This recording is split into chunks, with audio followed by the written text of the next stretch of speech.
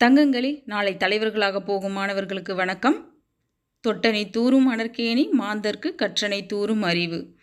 அதனால் படிப்பினுடைய முக்கியத்துவம் என்னென்னு உங்களுக்கு தெரியும்.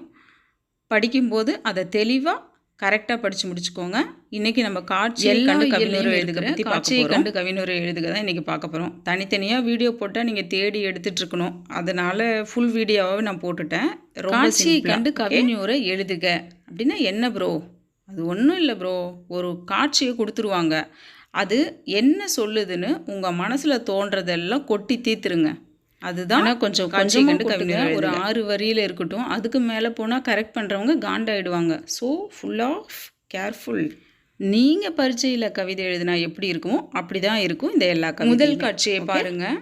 முதல் பூட்டு சோம்பல் முறிக்குது. 2வது பூட்டு கோமா எதையோ சிந்தனை பண்ணுது. 3வது பூட்டு மனிதன் good bye he is reading so lock opened. பூட்டு திறந்துடுச்சு. நம்ம படித்தோம்னா திறந்துடு சீசே அப்படின்னு சொன்னால் நம்மளோட அறியாமை பூட்டு கூட திறந்துடும். இப்போ கவிதை பார்க்கலாம். தலை குனிந்து படித்தால் தலை நிமிர்ந்து வாழலாம். அறியாமை இருள் நீக்க பொருள் புரிந்து படி. தலைமுறை முன்னேற தயங்காமல் படி. எனக்கு தோணுனதை எழுதியிருக்கேன். உங்களுக்கு இந்த கான்செப்ட் வச்சு எப்படி தோணுதோ அப்படி எழுதுங்க. அடுத்தது டூர் போகிறாரு, லஞ்ச் பேக்கு லக்கேஜ் பேக்குன்னெலாம் தப்பாக நினச்சிக்காதீங்க. ஹாஸ்பிட்டலில் இருந்து யாருக்கும் தெரியாமையும் வரல. அப்போ என்னவா இருக்கும்? ஹேண்ட்பேக் எடுத்துகிட்டு போவோம்ல, அதுபோல் துரை ஏர் பேக்லாம் வச்சுருக்குது. So 80s kit. அட சிரிக்காதீங்க, கிட்டுன்னு தான் சொல்லி ஆகணும். வேறு என்ன சொல்ல முடியும்? எங்கள் காலத்தில் நாங்கள் படிக்கும்போது தண்ணியை வாட்டர் கேனில் விற்பாங்கன்னு சொன்னாங்க. நானே நம்பலை. ஆனால் இப்போ அப்படி தானே இருக்குது. இப்போ உங்கள் காலத்தில் காற்றை கேனில் கொஞ்ச நாளில் விற்க போகிறாங்கன்னு சொல்கிறாங்க. கலிகாலம். சரி, இதை வச்சு இதுக்கு ஒரு கவிதை என்ன எழுதலான்னு பார்க்கலாமா? காற்று வாங்க போய் கவிதை வாங்கி வந்தார் கண்ணதாசன். அவர் கால்நடை பயிற்சிக்கு போய் காற்று வாங்கினார். நாங்கள் காசு கொடுத்து காற்று வாங்க போகிறோம். காற்று வாங்க காசு இல்லாதவர்கள் என்னவாக போகிறோம்? இப்போ கூட காசு இருக்கிறவங்க தான் கேன் வாட்டர் வாங்கி குடிக்கிறாங்க. காசு இல்லாதவங்க போர் வாட்டர் தான், கார்ப்பரேஷன் வாட்டர் தான். நாளைக்கு காற்று விற்கும்போது காற்று வாங்க காசு இல்லாதவங்களாம் என்ன பண்ணுவாங்க? தெரிஞ்சால் கமெண்ட்டில் சொல்லுங்கள். நாட்டுக்கு உதவியாக இருக்கும். அடுத்த காட்சியில் என்ன தெரியுது? ஒரு ஏழை வீடு, ஒரு ஏழை பொண்ணு. எலும்பும் தோலுமா அந்த பொண்ணும் அப்படி தான் இருக்கா, அந்த நாய்க்குட்டியும் அப்படி தான் இருக்குது. தட்டில் கொஞ்சமாக சாப்பாடு இருக்குது. ஆனாலும் நாய்க்குட்டிக்கும் கொடுத்துட்டு அவளும் சாப்பிட்றா. யாராவது மைண்ட் வாய்ஸ்னு சத்தமாக பேசுகிறது? அவங்க அம்மா செஞ்சது எங்கள் அம்மா செஞ்சது மாதிரியே நல்லா இருக்காதுன்னு. என்ன எழுதலாம் இதுக்கு? காக்கா குருவிலாம் காக்கான்னு கூப்பிட்டு நம்ம சாப்பாடு வச்சோம்னா எல்லா காக்காவும் கூப்பிட்டுட்டு அப்புறம் தான் சாப்பிடும். காக்கை குருவி கூட அழைத்து அனைத்திற்கும் கொடுத்து உண்கிறது. கொடுத்து வாழ்ந்தால் கோடி நன்மை. பிற உயிர்கள் எடுத்து அன்பு காட்டு. இப்படி ஏதாவது 1 2 போட்டு விடுங்க. அடுத்த காட்சியை பாருங்கள். ஃபயராக இருக்கும்.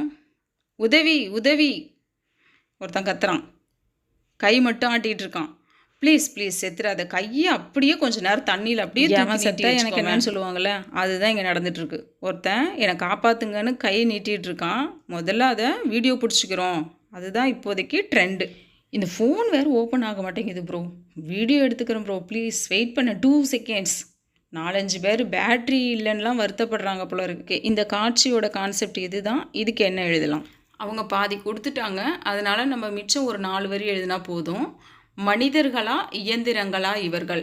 இயந்திரங்களால் ஆளப்படும் 21ஆம் நூற்றாண்டு இயந்திரங்களின் வேலைக்காரர்கள் இவர்கள்.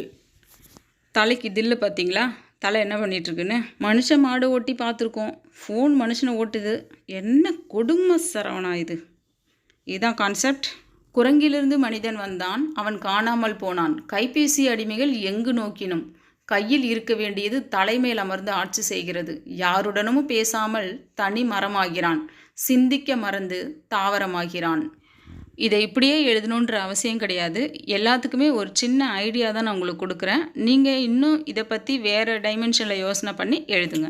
அடடடா, என்ன ஒரு கண்கொள்ளா காட்சி. வாவ். மரங்களை வெட்டி மரத்து மேலே உட்கார வச்சு மரத்தை வரைஞ்சி மரத்தினுடைய பயன்கள். கிரேட்டுங்க. என்ன ஒரு மனிதாபிமானம் பார்த்தீங்களா? ஓகே, அப்படி இல்லை, வாய்ப்பு இருக்கிறவங்க சின்னதாக செடி வளருங்க. செடி இல்லைன்னா ஏதாவது செடி காஞ்சி போயிருக்கு நம்ம வீட்டு பக்கத்தில் பார்த்தோம்னா கொஞ்சம் தண்ணியாவது ஊற்றலாம். நம்மளால் முடிஞ்சது ஏதாவது. ஓகே, இதுதான் அந்த படத்தினுடைய மையக்கரு. இதுக்கு என்ன எழுதலாம்? மரங்களை வெட்டி வீழ்த்தி விட்டு மரங்களின் பயன்கள் படிக்கிறோம். மர நிழலில் அமர்ந்து படித்தது போய் மரத்தை வரைந்து படிக்கிறோம். மரம் வளர்ப்போம், பசுமையான இந்தியா உருவாக்குவோம். இன்னும் நீங்கள் மரத்தை பற்றி நிறைய எழுதலாம். மண் அரிப்பை தடுக்கும், அதுக்கப்புறம் பறவை இனங்கள்லாம் வாழறதுக்கு அந்த மரம் வேணும் இல்லையா, ஆக்சிஜன் தரும் நமக்கு. இந்த டைமென்ஷனில் எழுதுங்க. அடுத்தது ஒயிலாட்டம். இந்த ஆட்டத்துக்கு பேர் ஒயிலாட்டம். வண்ண வண்ண துணிகளெல்லாம் கையில் கட்டிட்டு இவங்க வரிசையாக நின்று ஆடுவாங்க. இவங்களுடைய வாழ்வும் அவங்க கையில் கட்டியிருக்க துணி மாதிரி வண்ணமயமாக இருந்தால் நல்லா இருந்திருக்கும். ஒயிலாட்டம் இது. வண்ண வண்ண துணிகள் கைகளில் கட்டி நம்மை மகிழ்விக்க ஆடும் ஆட்டம். கலைகளும் கலைஞனும் போற்றப்பட வேண்டியவர்களுக்கு சன்மானம் தந்து கலைகளை வளர்க்கவும் அவர்களின் வாழ்வும் வண்ணமயமாகவும் உயரவும் துணை நிற்போம். அடுத்தது நம்ம சூப்பர் ஸ்டார் விவசாயிங்க. வயிறு ஒட்டி அழுக்கு துணியோட காலம் முழுசுமே இப்படி தான் இருக்காங்க. ஆனால் நம்ம பாருங்கள், நம்ம கட்ட விரலை நாமளே பார்க்க முடியாது, அந்த அளவுக்கு வயிறு பெருசாக வளர்த்து வச்சுருக்கோம். ஆனால் விவசாயிங்க வயிறு ஒட்டி போயிருக்கு. உணவு விளைவிக்கும் உயர்ந்த தெய்வம் விவசாயி. அவன் கைகள் இருக்கும் காப்பு காய்த்து, சாயம் போன பழைய சட்டையும் சேறு கலந்த அழுக்கு வேட்டியும் இவ்விவசாய தெய்வத்தின் அறிகுறிகள். இந்த நிலைமை மாறணும். உயர்ந்த பணக்காரங்க வரிசையில் விவசாயிகளும் இருக்கணும். அடுத்தது புத்தகத்தில் இது ஒன்று கொடுத்துருக்காங்க. இந்த பிக்சரையும் பார்த்துக்கோங்க. அந்த கவிதையோ இல்லை இதுக்கு என்ன எழுதலான்றதையும் பார்த்து வச்சுக்கோங்க. அடுத்த காட்சியை பார்த்தீங்கன்னா, ஒருத்தன் கொடுக்குறான், ஒருத்தன் கையேந்திரான், ஒருத்தன் தடுக்கிறான். இதை வச்சு தான் எழுதணும். இளமையில் கல்னு ஔவையார் சொன்னாங்க. வள்ளுவர் கற்க கசடர கற்பவை கற்றவை நிற்க அதற்கு தகன்னு சொன்னார்.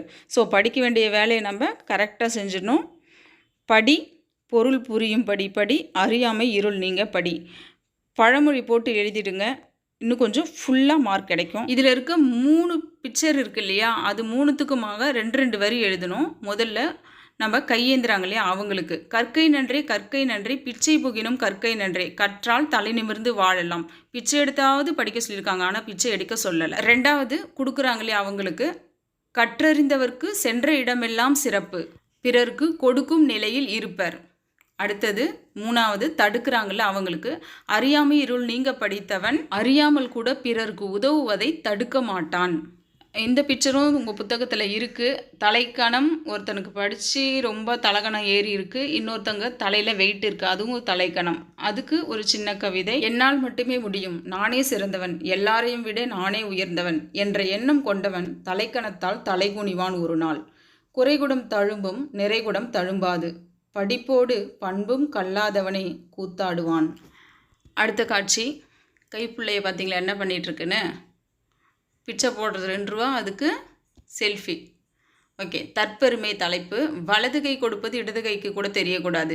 ஏழ்மையை படம் பிடிக்கிறாயா? உன் பரிசளிப்பான 1 ரூபாயை படம் பிடிக்கிறாயே, ஏழையின் ஒரு வேளை உணவிற்கு இது உதவாது, நீ இட்ட தானம். இந்த ஏழை கையேந்துவது போல நீயும் இதை படம் எடுத்து கைபேசியில் கையேந்து லைக்ஸ்க்காக. இப்படிலாம் யாரும் இல்லை.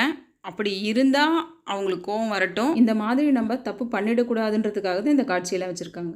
படித்தவங்க எல்லாருக்கும் நன்றி. இந்த வீடியோ பிடிச்சிருந்தா கமெண்ட் பண்ணுங்கள், லைக் பண்ணுங்கள், மறக்காமல் வேறு எந்த மாதிரி வீடியோ வேணும்னு சொல்லுங்கள். அடுத்த வீடியோவில் பார்க்கலாமா? வணக்கம்.